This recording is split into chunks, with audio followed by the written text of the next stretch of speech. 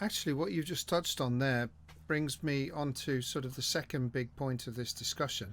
So, first of all, we discussed finding your own sound, but then there's also the another way to stand out from the crowd and to sort of bring clients back to you is by releasing soundtracks, because it gives people a chance to listen to your music and hear it in isolation, away from the picture that it was intended to accompany. And it might be that they, if they listen to that music and find it, you know, sounds great, it might encourage them to give you a call and try and collaborate on something in the future. I'll leave you to elaborate on that, Barn, because this was something you wanted to talk about. Yeah, I think realistic soundtracks is incredibly important part of any any budding working composer should do. Simply because, as I said, Bob said two things.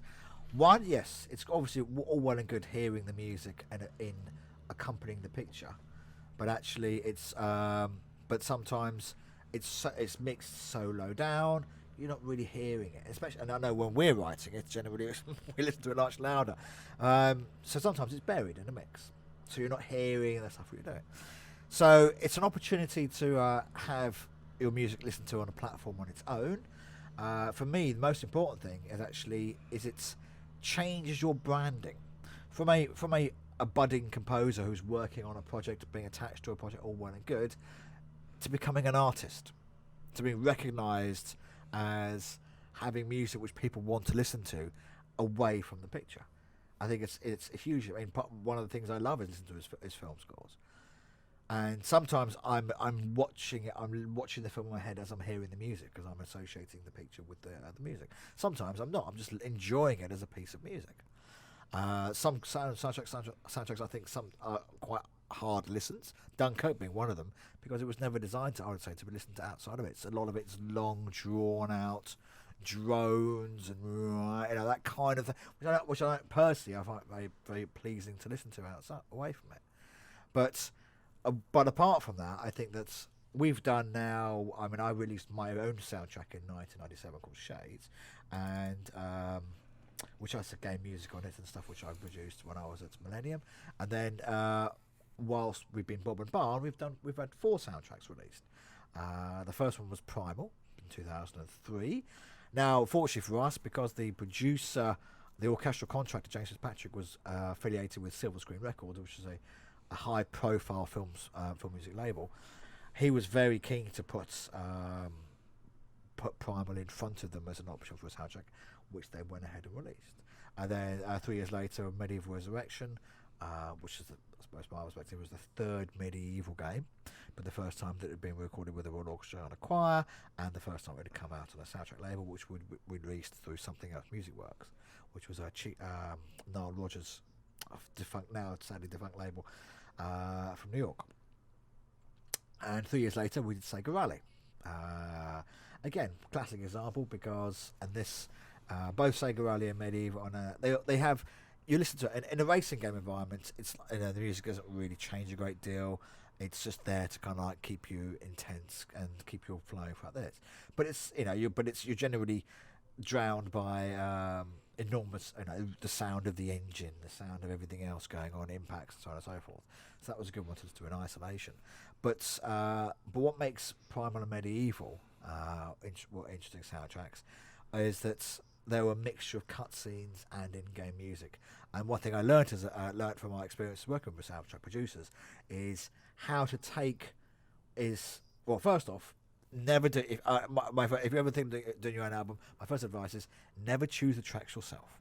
Always have someone else do it because you're too close to it. You can't be objective. You'll love a piece of music because it has a certain meaning to you, but it won't have that meaning to anyone else. So it's always good to have someone else, completely impartial, to go through the whole score and work out what they think are the best cues, and then how to sequence them in together to make it into a nice, pleasing listening experience. Quite a lot, especially a lot of film cues and a lot of stuff. A lot of our little orchestral jingles for things like Primal and Medieval, they were very short. Some of them were like 10, 20 seconds long, and so you'll string 3 or 4 of those together to make it into a nice, piece of music which lasts a couple of minutes.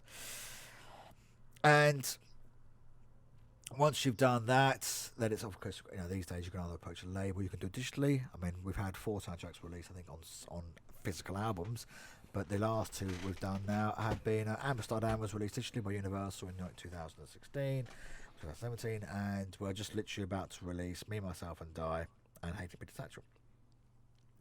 But I also think, from if you are a composer, this is another which I'm hoping for me. This is how it work for us. I've never tried this approach before, but you'll have to bear with me on this one. But this will help us to get further work. Because yes, it's all well and good people were listening to it in context, but sometimes that doesn't really tell the full story. It's buried in the mix, or you're not hearing it very clearly, or they listen to it, or as when they're watching the visuals which you sent them, they focus on the visuals more than the music. I've seen that a few times. People say to me, never send me video clips of what you do. I want to hear the music. But then I would argue sometimes you're missing out on how well the music works with the picture. But I still think it's a valid point that we should be listening to music. If we're employing a composer, you should be employing a composer because of the music they write, as much as how well does it fix the picture. So it's better to be hearing that in isolation. So now, ask me in a few months' time whether it's successful or not. Once these albums are out, I'll be using these as marketing tools for us to get hopefully more work. So I think, for me, it's, and I wanted to be very honest about, is it very unlikely to make you any money? These things don't sell a lot, some of them occasionally you might be lucky. I mean, I think there's a company called Laced Records who said that which do video game soundtracks, their biggest selling game is the Doom soundtrack, which sold for 35,000 copies. But it's a rare thing. I also think that in films, even most film soundtracks don't make a lot of money. I mean, you get the odd blip success, I think, but largely the success of a film soundtrack album is because it's got a very well-known pop song on it. The Bodyguard, which Whitney Houston's song on it, was a massive seller, and Celine Dion's track for Titanic, I think, made it the biggest selling soundtrack album of all time. But because it's got My Heart Will Go On there, not because of James Horner's score. So it's not. I never see it as a. I wouldn't ever do it for a financial incentive, but I would do it for an incentive of it makes you look great because you can sit there and tell your mates you've got an album on Spotify or iTunes or anything else, and B, I think elevates you to an artist, and C, hopefully it'll get me more work as a result. There you go. That's my spiel about soundtracks. Right. Well, finally we've got just questions, and normally our questions come from one of our patrons, Kevin, but in the absence of some questions from Kevin, we decided to revert to some questions that we get posed sometimes through personal email, and one of our fans, James Brindley, emailed us and asked us a few questions, and thought that it would be really appropriate to share them on here and see what you guys think. So first question was, what's the craziest piece of music someone has asked you to write? And this is across all media, Barnes, so it could be games, film or TV. Do you want to go first? I should know the answer to this one, because I don't know what I should be honest, I don't know what I think is the craziest piece of music. Oh my God, I sent you a whole load of things on our messaging before. Go on, quickly read them. Let's have a look. Okay, I'll say something. I mean, one of the obvious answers to this would be surely Frogger, because because that was insane. Okay, I would jump in and say, okay, I suppose you and I are seeing the word crazy differently. I would say that's the silliest piece of music we've ever written before. I wouldn't say it's the craziest, but I would say it's the silliest piece of music before. But yeah, so I'll jump in and say I totally agree. Probably the sewer level from Frogger, because we had this was back in 1997. How long ago it was now? And writing the music whilst in house at Sony for it was Millennium at the time, writing music for Frogger, and we had great fun in finding sounds from the levels which you could put into the music. In a sewer, I think we know where we're going to go with this. It was full of farts, dripping water. I believe a toilet There flushing. was a toilet flush. A toilet flushing at one point. Splodges and splashes and drips just disgusting sounds, which fitted absolutely perfectly with the cute funk, which is quite break beats and just boppy bass lines. Basically, trying to keep it kind of light and hoppy as you would because it's Frogger. So yeah, adding that, I think So I think from that perspective, I would say that's probably the silliest piece of music I've ever read. But I mean, something could be crazy for other reasons. For example, we were asked to write the music for in this recent film that we've just worked on, Me, Myself and Di. We were asked to write all of the source music for the band that play at the holiday park, at the caravan park. And of course, we all sort of have preconceived ideas about what sort of quality of musicianship you might be getting with a band like this. And you sort of imagine that maybe the guitarist might be a bit drunk, slightly overusing the whammy bar too much in a very distasteful way, and that sometimes they might play in the wrong key from each other, or of course they're definitely going to be playing along to a drum machine. So that was kind of fun, and it was crazy in the sense that we had to sort of try to compose something that sounded pretty bad, but good enough to be sort of believable.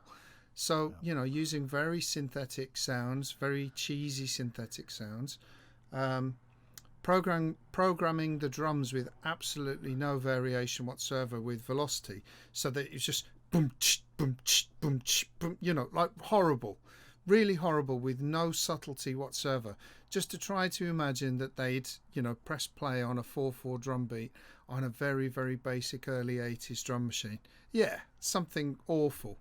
And so in its own way, that was kind of crazy as well, because at times it had to sort of synchronize with the band, because you could see them on the stage.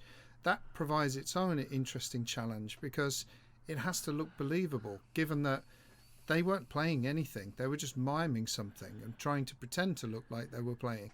So for all we knew, the people who actually played those parts weren't even musicians. So it's quite an interesting challenge. So that was sort of crazy, but maybe for a different reason. There's a lovely line where is it John Craven? No, it's Craven, who runs the Craven Holiday Park. As they finish playing, he goes, "Thanks a lot, lads. You're a lot better than last week."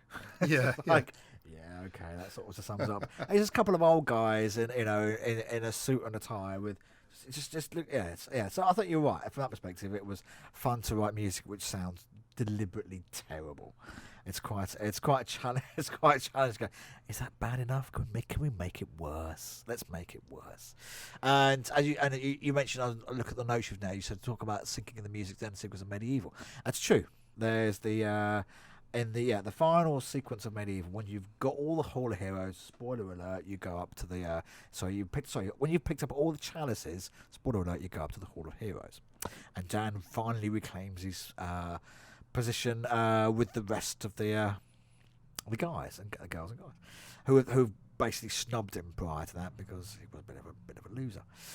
And as he walks in, it's that classic. It's a medieval, as in like proper old school instruments, doing a little bit of a jig. Everyone's dancing around, and he drops. It's that classic, almost like needle stops on the record moment. Everything stops, and he decides, for reasons best known to himself, to leap over the table, grab a drink, and spin himself across, and sort of jump and do lots of cartwheels across the this big banquet table and land at the end. And get a drink in his hand, and it's all kind of lovely. But the music which was playing as they walk in, they like, could you do something? Well, of course we could do something. We had the visual animatics from the artist. But the sad thing is, when they'd rendered this, they hadn't done anything remotely with any notion of trying to keep it in time so that we could have a piece of music which would be in sync with it. So literally had to just watch the sequence. It hadn't been edited. See, there was a guy playing a sort of kind of a lute type of thing. He was animated. Another guy sort of playing instruments. And just had to sort of roughly find a tempo which we think would match the visuals and the edits that they've done to do that. And then go ahead and find some. And that in the first instance, it was recorded with very all samples. We're doing it all in old synthesizer samples. In the remake, we did it all live with lots of real authentic medieval instruments. The same with the same process, or at least they'd actually send it to us.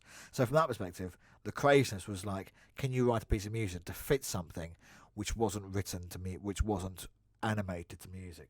So, second question: what do you enjoy most about composing for video games, and what are the most challenging aspects of the process?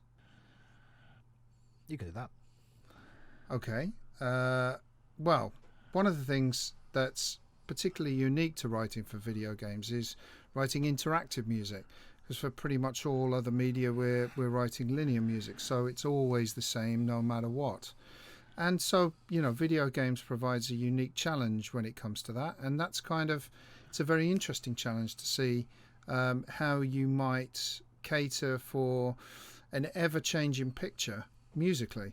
So there are two essentially different ways of doing it. Either you write different chunks of music and then switch between chunks and have a rule set that allows the music system to understand this chunk can go to any one of these four and so on, and you build the track sort of vertically, if you like. But then additionally, you can also have multiple streams that are kind of mixed on the fly as the game goes along, and you can introduce additional streams in order to elevate the intensity or the stress levels during the music by bringing in something percussive or something that just makes your heart beat a little bit harder. So there's two different ways, and of course they're not mutually exclusive. You can use elements of both, and of course that process is very, very different from what you would ever do in a movie or on a TV show. So yeah, I certainly enjoy that part of it, and that kind of answers both elements of that question, because that is a big challenge, and but also the most satisfying part of it is when you get it right and it matches the picture regardless of how somebody plays the game. You got anything to add, Bon? No, it's pretty much covered. It's the interactive aspect. I mean, in the olden days it was different. In the olden days it was literally a case of we had to write music which was chip music. I had to make sure that it that it's had fitted with all the technical traits of having it on the machine that we're playing it back on.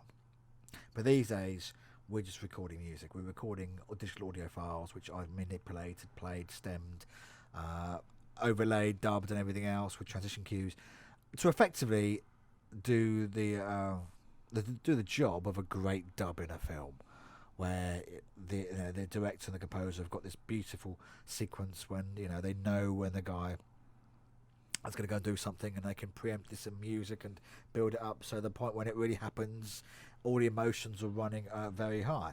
So it's that point of, can I do this in a game? Can I preempt how the music will trigger in a way which a clever film dub can do? So yeah, for me that's the most challenging and rewarding thing if you get that right. It's a lot easier to do when there are there's certain styles of game which lend to this much easier, which have got more of a narrative slant. Games which are a lot less, you could be in a screen for hours, not knowing what depending on what you're doing. They're a lot harder to make this stuff work because the time you spend in a certain area, it can be so huge. It could be a few minutes or it could be an hour. So how do you cater for that kind of scenario? But in narrative games, I love it when you go from a nice in-game piece of music and it seamlessly cuts to a cutscene, which then seamlessly goes back into the next game, the next area, and you've gone with that journey. You've ridden that wave, and now you're in the next part of the game, but you feel elevated, you feel more intense, or you feel some satisfaction. You've got this far. There are all those emotions which can happen as a part of the score, but that all comes from very clever scripting and implementation tech. So yeah, I think that pretty much covers it. Cool. One final question, and that is, what's the most unusual instrumentation you've used in a project? If you want, I can go. Go I for can it. go Go for for that. Although I can't remember the name of the instruments, but there was it Neverwinter Nights that some very unusual early Yeah. sort of Baroque instruments or something that we used on that. What were those instruments? There's obviously a hurdy-gurdy, a psaltery, which is set with the silent P. It's a Psaltery, psaltery. There was a God. There's two other instruments I can't remember now. They're kind of put together now, and I can't. You hit them together again. I thought, yeah. So you put me on the floor, put me on the spot here. I would say a few of those actually we did record on the Reefs Medieval. So we had a crumb horn, and which is a sort of an earlier iteration of an English cor anglais, which sounds weird to say that, but it's an English oboe. And I'm trying to think of tabor. I think was one we used as well on Neverwinter Nights. We've got pictures of all these other instruments, and that's one thing I love about this particular job is that you sit there and you saw some very unusual instrumentalists, and you meet up with them and you just say, "Tell me about your instrument, play show me what this can do," because I don't really know. I'm writing it on a keyboard, and then between the two of us, we come up with something which is hopefully works very well for the project and elevates it enormously from what was there beforehand. So from that perspective, yeah, I would say most unusual instrumentation. I mean, I've already mentioned things like Brink. I would say it's that weird combination of ethnic instruments with an orchestra and everything else. That for me is definitely what I've done. I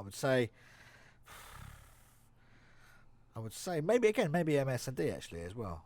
MS&D was the Midsummer Night's Dream film we did. There's a wonderful ethnic woodwind player called Sandro Friedrich in Switzerland. And I probably recorded, I think he might have recorded 10, 15 of these very unusual instruments for me. Sadly, I'll have to look up the names for them. But here we go. Well, then I'd send him a picture of a character, and he'd go, "Well, that'll be a bass Quenaccio." Okay, I'll go with that. And so yeah, there's a huge number of unusual instruments. Even the pitch we did late last year for a game that had a mountain dulcimers and vahilas. I can't even pronounce them. Yeah, we love mixing unusual random instruments together.